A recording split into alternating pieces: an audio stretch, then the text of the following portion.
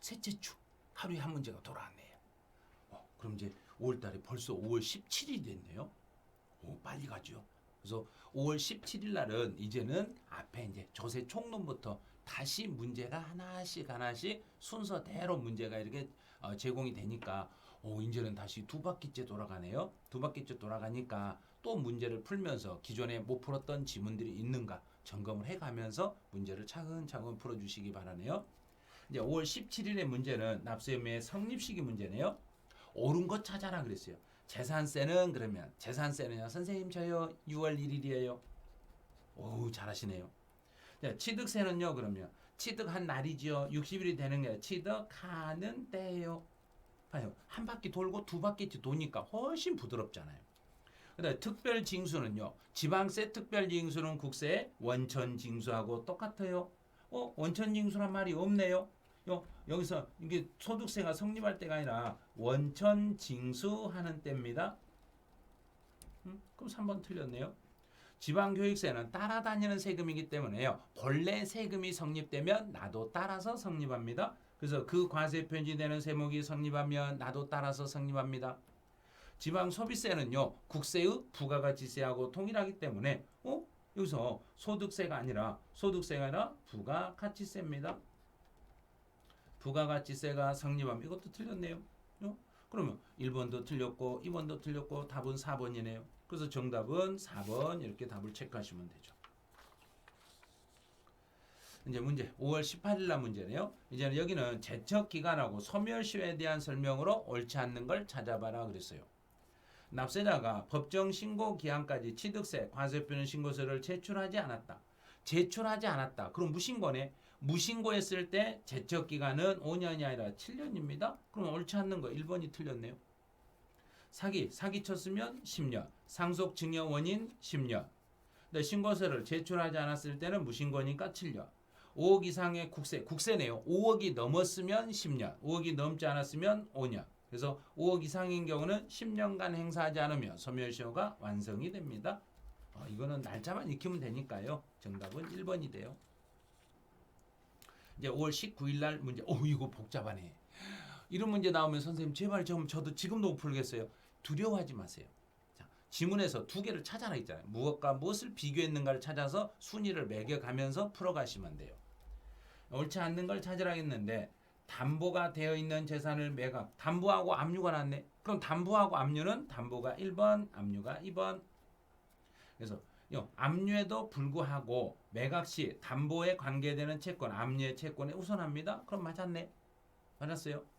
두 번째는 종합부동산세하고 담보된 설정하고 비교죠. 종합부동산세가 무조건 1번이고 설정 2번이니까 종합부동산세는 재산 설정된 전세권에 우선합니다. 맞았네요. 종부세가 1번이니까. 그 다음에 양도소득세는 신고서를 관할 제출한 날 전에 저당권을 설정했으니까 그럼 양도소득세는 그 재산에 부과된 세금이 아니기 때문에 신고일 전에 설정했으니까 설정이 1번이고 양도소득세가 2번이 되겠죠. 그럼 이 경우는 저당권에 따라 담보된 채권 설정은 양도소득세에 우선합니다. 그래서 설정이 우선한다 했으니까 맞았네요. 근데 5번은 압류를 하고 교부청구가 있으면 압류가 1번이고 교부청구가 2번이었네요. 그래서 압류에 관계되는 징수금은 교부청구에 따른 징수금에 우선하지 못합니다. 틀렸네요. 압류가 교부청구보다 우선하니까 압류에 따른 징수금은 교부청구한 징수금에 우선하겠습니다. 그럼 4번 틀렸네요.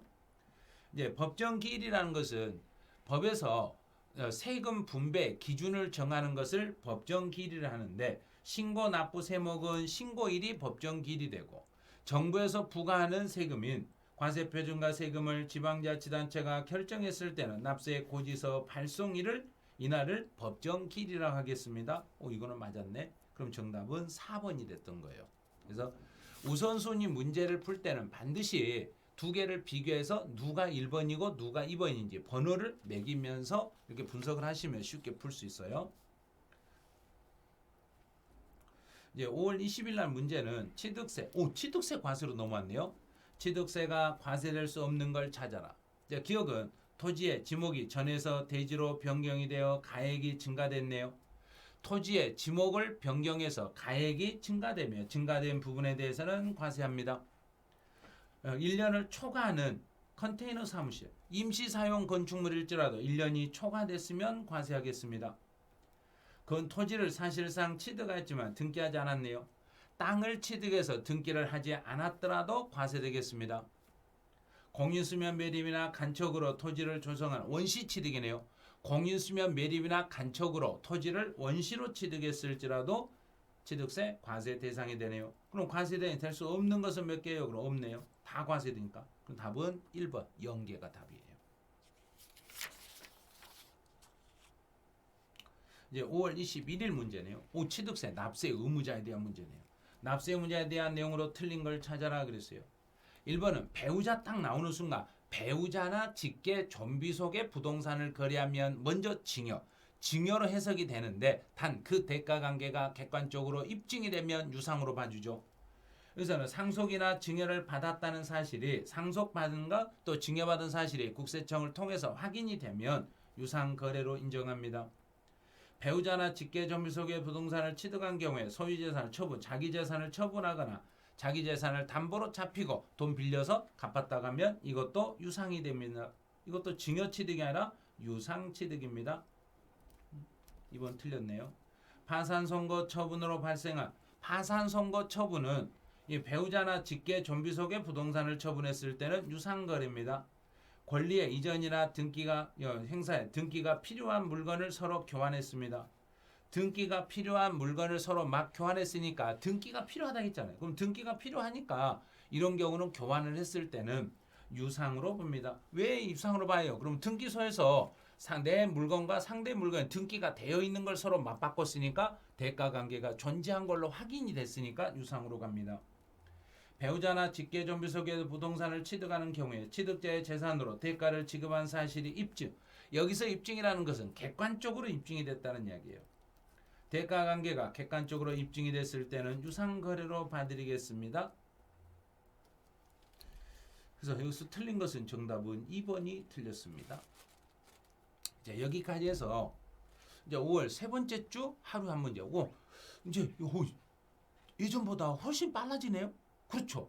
이제 이해가 빨라졌다는 이야기예요.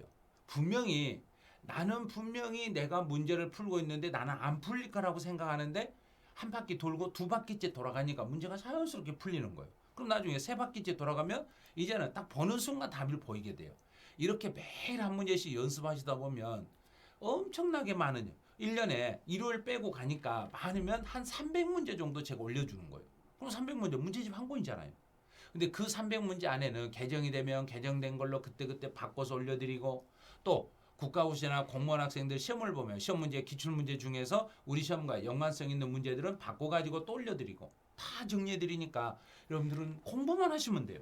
그래서 하루에 한 문제 강의만 들으시고 문제만 잘 푸시면 돼. 그러면 모든 걸 다 해결해 준다는 이야기예요. 그래서 여러분은 저를 믿고 따라오시기만 하면 세법은 점수가 이렇게 올라갈 수 있어요. 이게 어떻게 올라간지 아죠? 고득점으로 올라갈 수 있으니까 믿고 따라오시기 바라네요. 그래서 5월 세 번째 주 하루에 한 문제를 여기서 마치죠. 여러분들 이제 힘내시고 이제 5월달 되면 선생님 졸려요 이러지 마시고 이제 할 수 있어요. 나 눈 딱 뜨고 나 한번 해볼 거예요. 그래서 열심히 하셔가지고 이제 7월 8월 되면은 나는 이제요 세법 문제는 어떤 문제가 나도 다 풀 수 있어요. 이런 자신감 있게 이야기할 수 있는 그런 분이 되셨으면 좋겠네요. 자, 5월 세 번째 주 해설은 여기서 마치죠. 자, 수고하셨습니다.